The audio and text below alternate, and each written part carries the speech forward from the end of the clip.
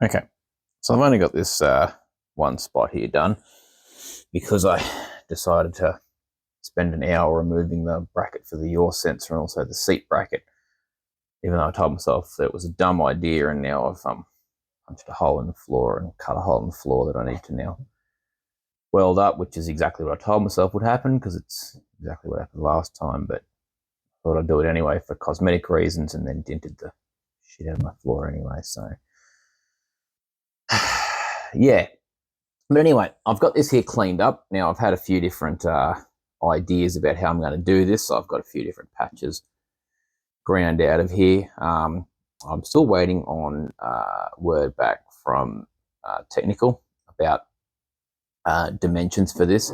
So the design that I'm going for, I've done it before and I've never had issues, but I thought I'd actually double check because there's a few different mounting feet options in the Motorsport Australia and FIA specifications, and they're all kind of a bit vague, I guess. So there's nothing that specifically relates to doing boxes like this.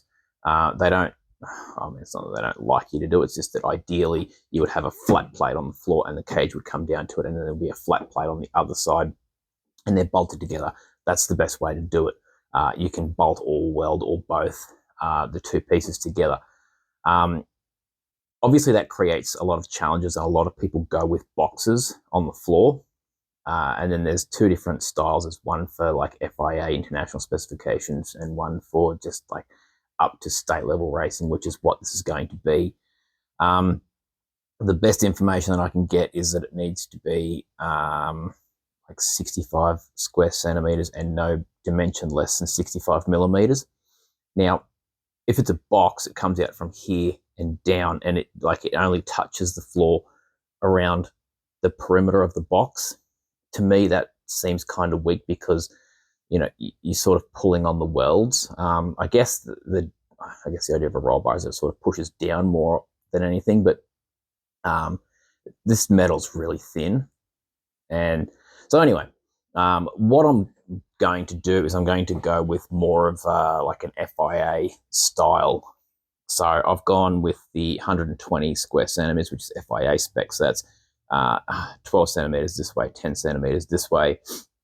I'm picking up this double lap here on the heel plate. I'm picking up quite a bit of the floor, but mainly I'm picking up this lap join here and also this strengthening beam here, which you can probably see better on that side there. You can see that strengthening plate there where the two parts of the car were welded together, the rear and the front, because there was an option for there's a longer version of this car, so there was a whole different rear end and they were spliced together here. So that's the strongest part of the car. So I'm going to pick that up, and so there's going to be a plate on the floor, and then I'm going to have my foot is going to come out off the top here and down, and it's going to follow this line here down, picking up all this extra strength. And then it'll obviously get welded down here and along the top as well, picking up a bit of this heel plate. I'm not going to plate the back of this. I really don't think I'm getting any advantage by putting a plate here or here first. So I'm just going to plate the floor, weld around. So I've cleaned up the metal approximately where I'm going to weld. Using this little guy here. If you haven't got one of these, grab one. This is like the cheapest thing that Bunnings sells. I actually picked this one up secondhand as part of a deal with a few other polishing tools from a guy that was being deported. So good on the Australian government for that. I deliberately buy like the cheapest wheels that I can for this. I don't even know what these things are called. When I was first in automotive accessory fitting, these were all air driven, and they were called a power file or a finger sander, or sometimes they're also called a belt file. Nowadays I think they're called a mini belt sander. I don't know, but anyway, I deliberately buy like the cheapest belts I can for this off Amazon because I only want to take off paint and seam sealer. The floor is thin enough already, as you can see here. I literally hammered a screwdriver through the floor. It's so thin. I don't want to take any metal off of here, which is the bummer because it means for sanding off spot welds, which you'll see a lot online these days using those guys, and they just sand the top of the spot weld until they get through it and it comes off, which isn't as easy as it looks, by the way. yeah, it doesn't work very well for that with those wheels. Like, it works, it's just excruciatingly slow. So I was going to take this fella out of here, but after the struggle of that, it can stay. This here offers a bit of strength, so it's definitely going to stay. This here does nothing for me, but it's there in a significant way, so it can stay. Also took out a bunch of the studs and stuff that was sticking up. That one there comes in handy sometimes, so I'll leave that one there till last. But anyway, that's what I spent the last hour and a half doing. So I now know what I'm going to do here. So let's go and cut it. So this is minimum 3mm. And I have some 3mm. So I'll grab my rusty 3mm plate out of there, and we'll get to cutting. All right. So I've had to pull the world's cheapest vernier out to double check this is actually 3mm. The first sheet I grabbed was 2.5, and sheet behind it was 2. And yes, I know it says 3mm right there, but I didn't write that. And ask me how many times the steel store has been wrong before, because I don't use 2.5 or 2.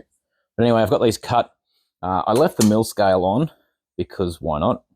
As I've said in the past, it's quite hard, and it's not only hard to grind off, but it's also hard to rust. So that'll be the place, the side that goes down. My top side I've cleaned up a little bit. The other one I've already got in the car here. So it's in, and it fits pretty well. A bit of a gap there, but anyway. Now, a problem that I've had in the past, and it's a problem in this car in particular, is the fact that the floor isn't straight, square, level, or anything like that. So I've had to do a bit of manipulation here. You can see I've had to sort of bend up this crease. Ideally, the plate would kind of sit flat on the floor here, backwards, and I could, like, it almost fits in perfectly. I could weld it all the way around that seam. I really do want to tie it in to the corners properly, so sitting up on top there is a lot better. And then I've just brought the floor up to meet it. Big gaps, welding thick plate to thin, you'll just blow through it. So I've hammered that up to meet. Now I'm going to bend up this footer so it'll come out and down. And then I also need to, I've started cleaning up underneath. You're probably not going to be able to see anything under here. So I've tidied up approximately where the welder's going to be around the outside. Now, is that going to stop it from smoking? No. Is it going to stop catching fire? Maybe. I don't know. And then I need to go up the back here. Now, you'll remember that there's approximately where I'm welding is the crease, and you can see the crease way up the top there. And that's the fuel tank right there. So that's why I'm going to pull the fuel tank out. And I also need to then get this big blob of seam sealer out of the way. So after I bend that other thing up, I'll actually show you how to bend that up. I don't actually have a press brake. I've only got a vice brake. So I'll take you along for that.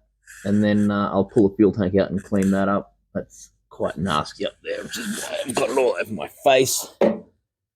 That's just the life of putting in cages. So let's go get this foot bent up, so at least I feel like I've done something today. All right, so this is a box that I've made for something, I don't know, that wasn't good enough, didn't make the cut. I've trimmed the bottom of it to the dimensions that I measured up before. So that's 110 by 100 by 80. It already was 80, and this already was close to the right length. I was hoping it'd fit straight in, but unfortunately it doesn't, because I didn't measure it or do a cardboard design first. So I'm going to have to either modify this one or make another one. You know, what's good enough for me is often not good enough for customers. So it's good that I've got things like this lying around. So as you can see, this rocks because the floor is not on the same plane as the sill. Now, the floor is what drops away, probably just from, you know, people like jumping in here or hopping in and out. It's probably bent this over time. So I probably could actually bend this plate, because this plate itself does rock. I probably could bend the floor up to meet it, and I might do that. I might look into it. I don't know. Alternatively, that will sit on there, and then I will measure the gap at the front, transfer it to the back, and similarly, how it doesn't match here because this heel board's not 90 degrees, I'll measure the gap at the top, transfer it to the bottom, and then so cut a bevel down here and along the bottom, and that will sit in nicely. It's like fairly close to level on the top, but it's only really 5mm it needs to come down. And as I come out further, this sill also drops. So I could come out further to like there. Even you can see it goes uphill now. So when I lose 5mm, I'll probably be right. I don't know. I'll cut this one because it's, you know, scrap anyway, and see if it'll fit in there, and then we'll bend up one that is the same. So, you know, the reason this one was rejected, you can see it's got like quite a nice tight bend at the front here, but it's quite radiused at the back, which is the reason I didn't like it. So 3mm is quite stout. It doesn't look like it in the grand scheme of things, you know, like it doesn't seem quite tough, but like those cheap benders, brakes, rollers, that kind of thing you can buy, they won't do 3mm. Guillotines are the same. You actually need to get like proper industrial gear to bend 3mm, or a hydraulic press will do it. I don't have any of that, so I just struggle with what I've got, and I'm not going to bother buying the cheap gear if it's not going to suit my purposes anyway. So, yeah, I'll just keep struggling here, and I'll cut this one up and I'll bring you back and we'll see if it's any good. Okay, so I'm abandoning this one. Again, not for the reasons you think. This bottom edge is already a little bit longer on this side than this side, just because of my rough cutting. So it actually makes sense to use it on the other side where it needs to be longer on this side. But I've got a lot of good data from this one, and it means I don't need to do a cardboard design. So with this being maybe 2mm longer on this side and having a slight gap still over here, it means that I need to make this only maybe 2mm the other way. So if I just make this side slightly shorter than this side, and we're about 13mm gap at the top, so I need to take 13mm off the bottom and scribe that up.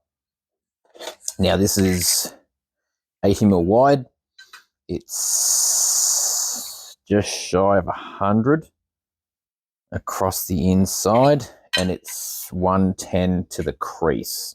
So if I just make it slightly longer than 210, so up here, slightly longer than 210 is there.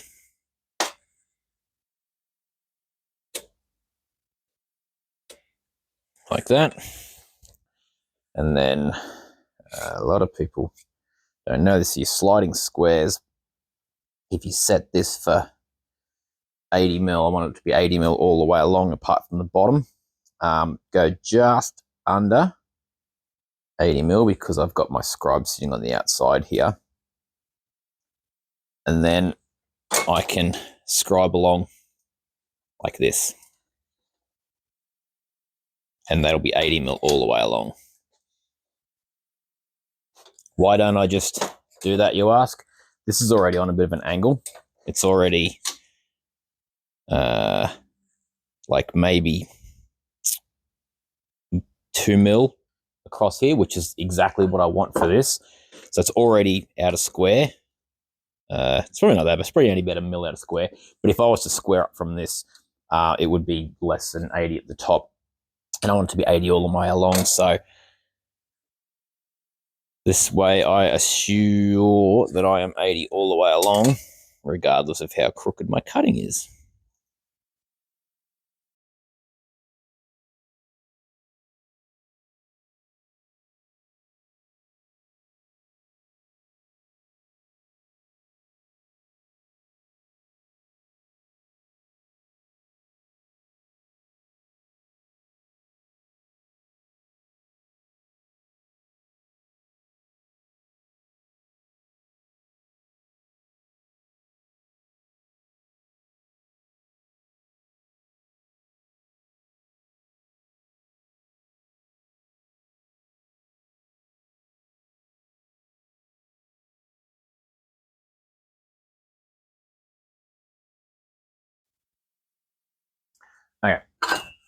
bring this in a bit closer to see what we're talking about. So you can see that when you fold stuff, you actually use material in your fold. So it actually like shrinks the bottom side, stretches the top side.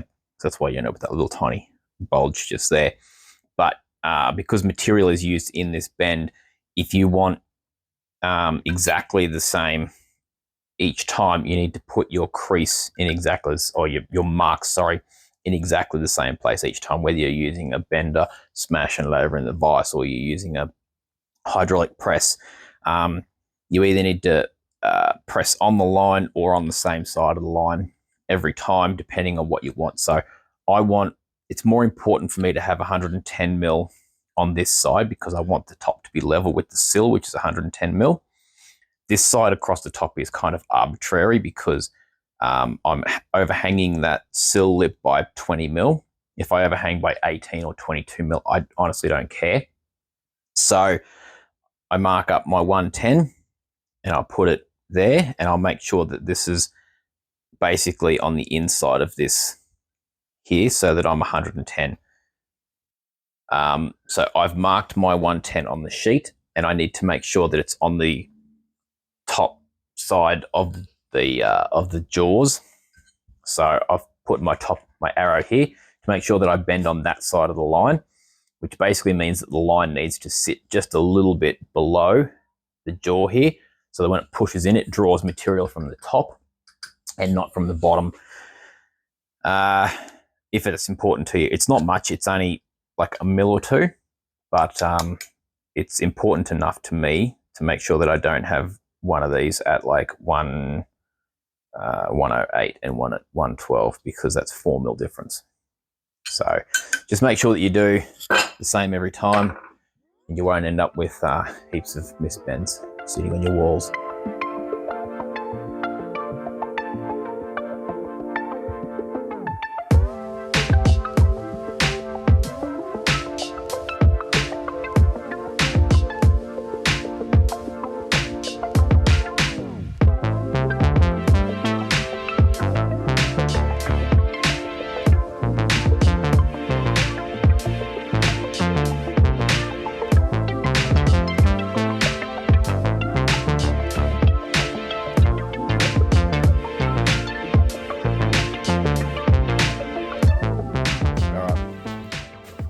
Both my microphones are flat, so you come back in sort of halfway along doing what I've done here.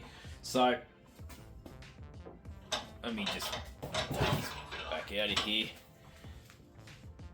Oh, that was tight.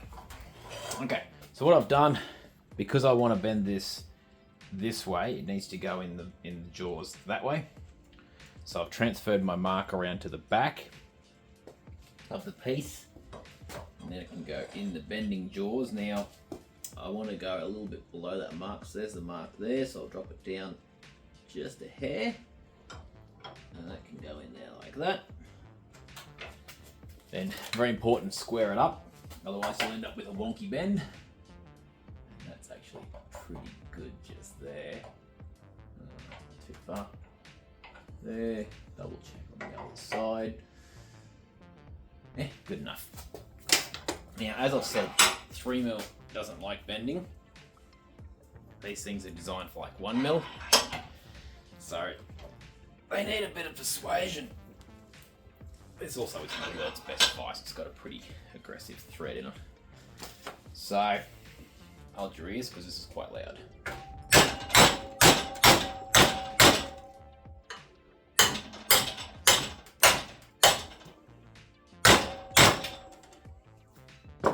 Is this any better than just putting it in the jaws and smashing it over? It kind of is. It gets me a more accurate bend, and I can get it a little bit sharper than just smacking it over in the jaws. So probably not worth the money you spend on them, but better than nothing at all.